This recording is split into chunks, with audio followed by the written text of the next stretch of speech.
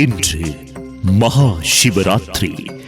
இன்றைய தினத்தில் விரதம் இருப்பவர்கள் அதிகாலை நீராடி இளநீர், பால், தண்ணீர் மட்டும் எடுத்துக்கொண்டு முழுமையாக விரதம் இருக்க வேண்டும்.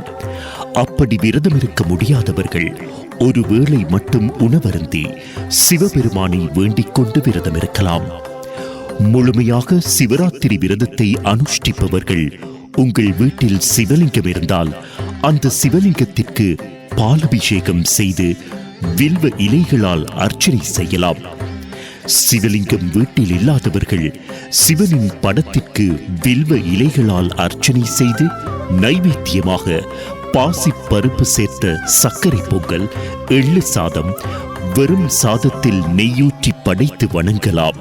கோயிலுக்கு செல்வோர் கோயிலில் 4 கால பூஜைகள் நடைபெறும் போது கண்விழித்து தரிசிக்க வேண்டும். சிவனை உருகி வழிபடுவோருக்கு வாழ்வில் எப்பேற்பட்ட கஷ்டங்களாக இருந்தாலும் சிவன் அருளால் அவை அனைத்தும் நீங்கிவிடும். ஓம் நமச்சிவாய.